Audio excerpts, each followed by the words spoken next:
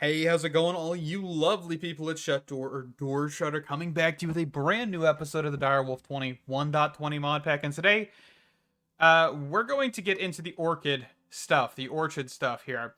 And quickly, I want to talk to you about the P2P tunnels from Applied Botanics. Using this will potentially crash your game, okay? I'm going to warn you, I've already corrupted the entire world once. I had a backup that was kind of a little bit after I backed it up from the thermal update, which did happen. So we have thermal in all of its capacity in here. So that is awesome. Cultivation, expansion, foundation, locomotion.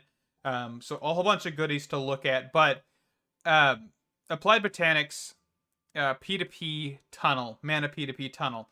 The way you use this is actually using a dominant spark. Let me see, dominant. Let me just look up spark. I'm gonna keep failing it to spell dominant right now because I'm a little out of it. But dominant spark. Okay, so if you were to get a dominant spark and put this on a P2P tunnel, put that spark augment inside of here, and have the mana pools with a spark on top pull into this spark, this P2P tunnel will then just need to be memory carded. So from here to here, and then you drop your Terra Steel onto here. It looks like this is offline. What did I do? Oh, it's because I was doing this. Yeah, let me get this. Let me get this gone. And then we would be able to then put our items here once we get that whole spark system set up by putting another spark here. I will not be doing that because, of course, that corrupted the world. But that is how you would do it. Just so you basically need some sort of input of mana. I believe the mod author even said that you can put a mana spreader firing into the mana P2P tunnel, and that would instantly transfer your mana over to this or the runic altar, which I'm not going to try the runic altar. I was just trying this because I wanted to see if it'd work. And yeah, I mean, it works for at least half a second before the world crashes. So yeah, we're going back to this method. Spark, mana pool, fantastic. Okay, next thing is, I made a community post earlier today talking about how, with this whole runic altar, basically what would happen is the AE2 system would send more items than necessary. So basically, it'd complete one crafting cycle and then start on the next, and then that second crafting cycle would manage to drop an item on the runic altar right as the next rune was crafted. So whenever that rune was crafted, it would of course then send a redstone signal, which would then be collected. So you're missing an item, and then once it drops items, then it would just cause this infinite loop of causing issues. So I've attempted to remedy that by doing lot crafting, which of course is not a solution, because if you do, for example, need to craft a rune of spring, but you also need to craft a rune of fire, it causes the issue of, since Rune of Spring requires a Rune of Fire and it is returned, it's going to cause that issue of, hey, I've picked up a Rune of Fire, so that must have crafted it. And so then it'll cancel out the Rune of Fire crafting recipe. It's a very, very annoying thing. So I'm not 100% sure. That automation, just things have changed, right? And there is ways to completely automate this with Botania, by the way, but I just wanted to try and do it with other mods on top of Botania, and it kind of failed, and that's on me. So maybe we'll come back and look at this, but for right now, we're going to move on. I'm not too worried about that. It's just, you know, we'll get there. Okay, so let me put some of this stuff away here. Oh, I want my sleeping bag back. So, the orchids. These are going to be interesting because they do require mana. And if we place these down right now, just the normal variations, they are going to turn everything below ground into ore. Not everything, but a pretty decent range. So, if we set this down, you should be able to hear that loud bang is that. So, and for some reason that bang is like obnoxiously loud. So we're going to turn that down. And we're going to grab a pedestal. And we're going to get a stone, or a material generator. So one of these right here. And then we're going to put the pedestal probably over here in this corner. because what our goal is going to be is to just generate stone. We're going to need Silk Touch as well. So let me get that, and I'll be right back. Silk Touch pickaxe, by the way. Okay, change of plans, because if I actually put that pedestal over there, it's going to convert that into ore, and I didn't even think about that until just now. So we're going to put that over here, so we don't do that, and we actually have stone generation working. We're just going to throw it into a drawer, and then that drawer can be just entangled. That'll be fine. So let's get this place down. So just like that. So that's going to generate stone. So we'll get a drawer. We can just set the drawer here and just do a puller upgrade. Puller, not a whatever in the world I just typed, because that was not proper English, I don't even think. Let's get that. And then puller. Okay, and then we just want to make sure that we're going in the west direction. Yeah, I had to make sure which way I was facing. Okay, and then entangled block. Of course, we'll put a speed upgrade on this in a little while on the actual material generator. Just not too worried about it right now, since we're going to get this off the ground here. So we're just going to do binder. That'll work. And then we'll just lock this, I think, real quick. Just like that. Perfect. So we're going to want this to place, I think, kind of just around it. I don't think there's really any limitations on this. So what I'm going to try and do is get a work area. So this kind of card here. So we need the upgrade. Shut up. Upgrade.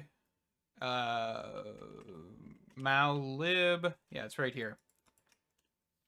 Okay, so we want to look for the work card one, and we're going to try and just do an area card, because basically our area is from here, and we'll just do this in stone real quick, to here, okay?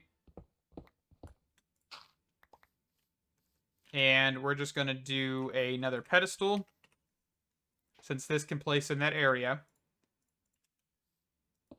And we're going to do the drawer. We'll just do a pipe upgrade. Or pipe and then a pipe upgrade. Oh, it's because that's a fluid pipe, not a normal item pipe. My apologies. Okay, and then we're just going to look for a placer upgrade. And then do this, do this. So this should start placing. Area not within upgrade range. Okay, so that's actually the first time we've ever run into this, which is actually a good thing, because I can look at the range upgrade that we actually have access to. So let's pop the work card off of this. Actually, I guess not really the work card. That can stay. Oh, I just broke it. Hold on. I want to get the upgrade tool. And let's just make sure that this was actually set. So clear it. First position, second position. That should be fine. And we'll set that back in here. And then with this, we're going to get the range upgrade, which I don't think we've ever done. But we can do Nether Star and Obsidian. So that's not too expensive. So Nether Star, Obsidian, and I think we should really only need to upgrade this once. And that's okay. So let's get that. Let's get chunk borders out of here, because that's annoying. I keep leaving it on, and I don't mean to. So we're going to just toss this into the chest here. And we're going to do Nether Star, Obsidian, and that should be good. So that upgrade should cover this, I hope. Not sure. Okay. Yeah, so we're going to need to speed this up. So let me get these upgraded. Both of these, just better speed. And then we'll get to the next part. Okay, so I just changed this up a little bit. I just set them down on the ground instead, because I was having some issues with that work area, which is fine. So I just switched it to a location card, and each one of these just has 8 blocks surrounding it. and they'll slowly convert all of this into ore. And then the way we're going to get this cleared is we're going to actually do the exact same thing with a location card. And we are going to have it make sure there's no stone and then mine the block. I would think most of this is going to be coal. A large portion of it's going to be coal. So the reason I set these on the ground, though, is because I'm going to introduce integrated or industrial foregoing souls into this later. I'll probably do that off camera and come back with like it going faster because most likely that's all it's going to do. We're going to probably have to incorporate that here as well into the actual pedestal, so that way it's also keeping up with the speed, and maybe even that, because that might need to be caught up as well. But let's get that pedestal done. So pedestal, actually, I probably want to go make a pickaxe with fortune and everything like that. Might not be a bad option, just because then we have the ability to break it and gain, multiple ores and everything. I mean, either that or we could do silk touch, but I think I'm just going to stick with fortune and then send it over to our create system over there. So pedestal, let's get the breaker upgrade, and we'll go grab a fortune pickaxe with, I guess just fortune. We don't really need anything else. So let me grab that, and we'll be right back. All right, so let's get this filtered here. I know we've kind of done this once previously, but I'm just going to go over it again because I know it's still confusing. We're just going to place a block down with the block filter, and we're going to put this in our offhand. Right-click to add that to the filter, and then that way we can then put that on this pedestal. We can also then get a iron pickaxe placed, the breaker upgrade once I go speed it up, but I just wanted to mention that filter is being put on there. Also, we need to make sure that we're setting this to a blacklist. So let's get that going here, which I think, yeah, so we just normally right-click with it in our offhand, and then we can put it back in here. So that'll blacklist stone, because we want everything other than the stone, right? So that's what we're going to do. We're going to do the work card there, and then we're going to do the breaker upgrade. So that should just start cruising, right? Okay. And then, of course, we're going to want an item collector,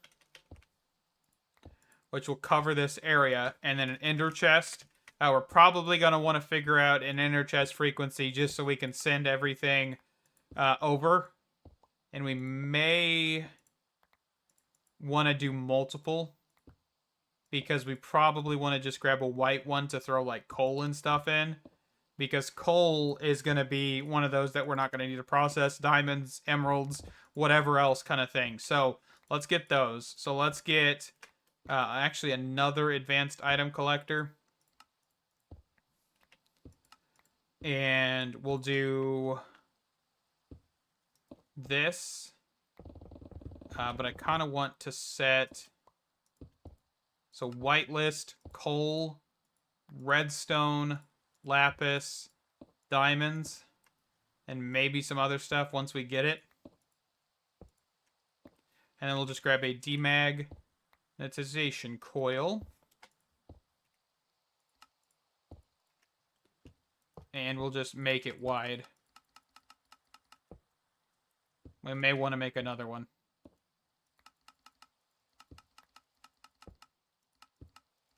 Let's just turn this off right now.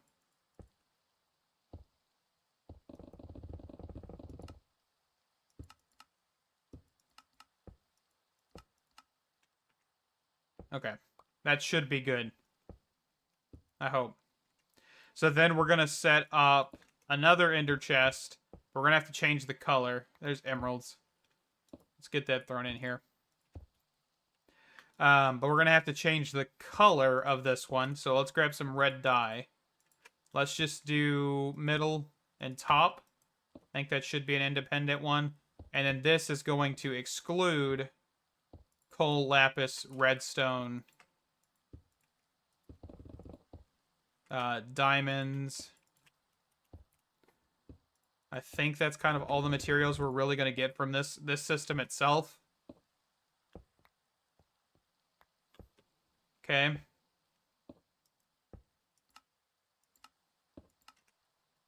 I think that should be good on the range. I'll just increase this here. Let's turn this one off. Turn this one on. Okay, so we kind of want to get a little bit closer. So that should be good. Okay, so I think what I'm going to do is I think... What happens if we, like, speed this up? Yeah, the only issue I have with pedestals is it seems like it has a lot of trouble placing blocks down every so often. So that may be an issue. We may need to just revert from using pedestals and maybe use like modular routers or something. I mean, that's a possibility because you can see that this is going to slow it down. If we put industrial foregoings souls, this is not going to work, right? You can see that, and I can see that. So let's look at other options here. So I don't think we really have that many great options unless we got into like rats, and I don't really want to get into a whole nother mod just to do that. We do have like the block placer from industrial foregoing.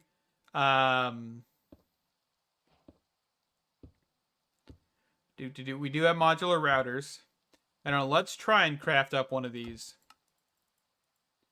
Let's see what this requires to use it. And I know the speed's not going to be significantly great on this.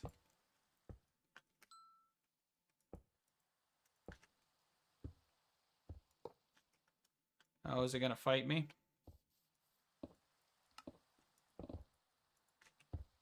Okay, let's just place this here.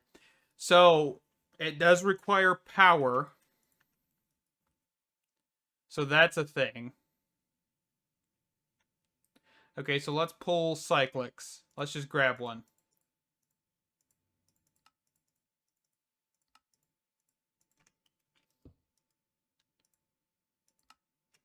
So that one doesn't require any energy. But I think the issue with this is it can place through, right? Or is that another thing that I'm thinking? Okay, so that's an option. So I think what we'll do is we're going to just replace that with one of these, or several of these.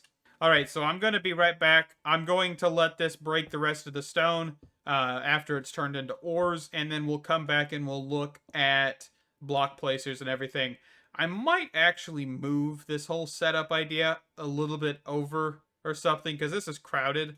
And I still have to place the other variation, which is the Orechid Ignum, which is just going to be the exact same system, just with netherrack instead of stone. And netherrack can be made pretty easily with pedestals. So it's all going to be very, very similar. Very minor differences. So yeah, this just needs nether brick. The only real difference is we're going to get like things like quartz, ancient debris, and so the end system is basically going to be the different part where its stuff is sent. Yeah, because nether quartz, nether gold, and ancient debris.